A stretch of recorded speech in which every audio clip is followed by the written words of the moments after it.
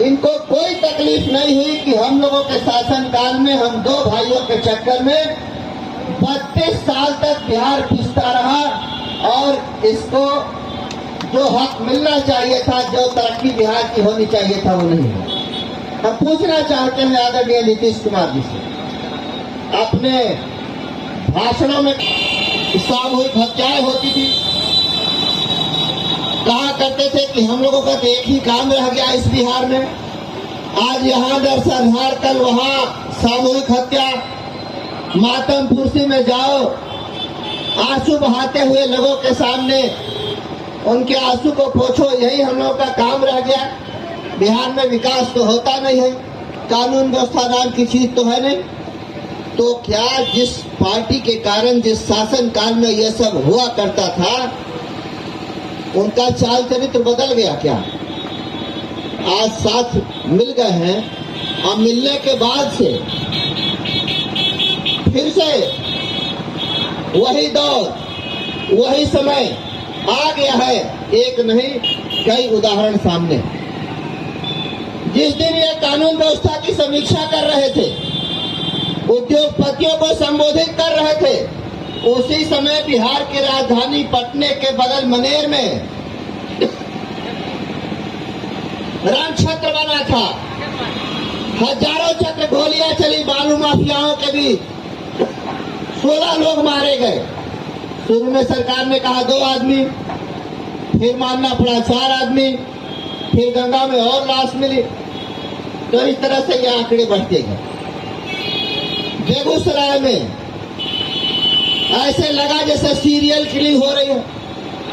30-30 kilometre तक गोली चलाते हुए कोई गुंडा, कोई अपराधी जा रहा है और उसको कोई रोकने वाला नहीं, कोई पकड़ने वाला नहीं। रखते सब कुछ जनता के सामने, सब कुछ सामने रखते, तो आज ये स्थिति पैदा हुई है वो कभी नहीं होती। और भारतीय जनता पार्टी ने ये पूरे विश्वास के साथ ये एक और शपथ लिया है कि अब इनके साथ एलायंस कभी भी नहीं होगा। पूरे जीवन में ये कभी भविष्य में भी ऐसा हम लोग भारतीय जनता पार्टी कभी नहीं करेंगे। और इन्होंने जो जनता को ठगने का काम किया है, पलटू चाचा, ये कहीं से भी माफी के लायक नहीं है। इनकी घोर निंदा हम महिला समाज के लिए निकाय के चुनाव में आरक्षण चाहते हैं, उसकी मांग करते हैं, उसका समर्थन करते हैं और बिहार सरकार से ये कहना चाहते हैं मजबूती के साथ कि अविलंब सुप्रीम कोर्ट ने जो कहा है उसकी व्यवस्था करो, आयोग बनाओ, मैपिंग करो, ट्रिपल टेस्ट कराओ और फिर से सारी तैयारी करके चुनाव की घोषणा करो। ऐसा नहीं कि जो एक बार धोखा तुम लोगों ने दिया। 46 उम्मीदवार थे, कितने का बेचारों का पैसा कितना खर्चा हुआ होगा, कितनी परेशानी हो गई। चुनाव एक ऐसी चीज है जिसमें आदमी शारीरिक रूप से, मानसिक रूप से, आर्थिक रूप से थक जाता है, परेशान हो जाता है। तो पूरी व्यवस्था के साथ आप नगर निकाय का चुनाव कराओ, आरक्षण की व्यवस्था करते हुए। अगर नहीं करोगे तो आज से ये आंदोलन शुरू हुआ है, ये आंदोलन रुकेगा नहीं। और साथ साथ हम ये भी मांग करते हैं कि आपने अत्यंत पिछड़ा वर्ग के उन भाइयों का जो पैसा बर्बाद कराया, उसकी क्षतिपूर्ति करो। हम मुख्यमंत्री का घेराव करेंगे, धरना के साथ प्रदर्शन करेंगे, हमारी लड़ाई चलती रहेगी और हम अत्यंत पिछड़ा भाइयों को, उन वर्गों को ये विश्वास दिलाना चाहते हैं कि हम भाजपा के लोग आप लोगों का अधिकार दिलाकर रहेंगे। इन शब्दों के साथ आप सबों को अभी धन्यवाद नहीं कर रहे हैं। एक बात याद आ गया हमको, एक लाइन में बताते हैं।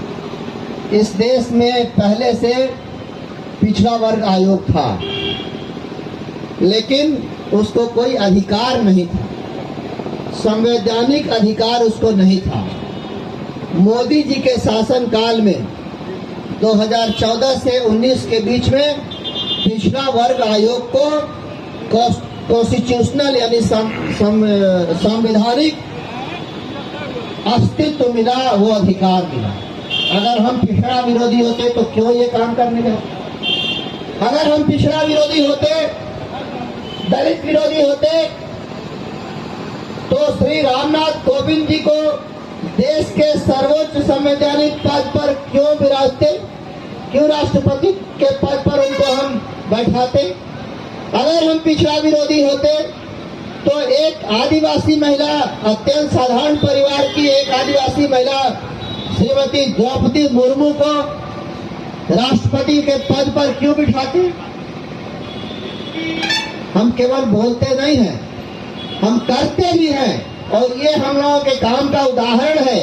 आप कहिए कि आप पिछड़ा विरोधी, आप दलित विरोधी, आप महिला विरोधी हैं, तो कैसे हमने कि आपकी सुझाव से, आपके सलाह से, आप तो विरोध कर रहे थे, लेकिन अंततः लाचार होकर आपको समर्थन करना पड़ा कि हम आदिवासियों के बीच और किसी महिला के बीच मुंह क्या दिखाएं। साथियों, इन्हीं शब्दों के साथ मैंने आप लोगों का बहुत समय लिया। आप सबों को बहुत बहुत धन्यवाद। होता है तो उधर से कुर्सी बचाने के लिए इधर नीतीश का यही हर्ष हो गया है। नीतीश जी अब तो वार्ड के चुनाव नहीं लड़ सकते हैं, ऐसा स्थिति है। नीतीश जी कभी भी चुनाव लड़के इधर आपको मुख्यमंत्री नहीं बने हैं। नीतीश जी की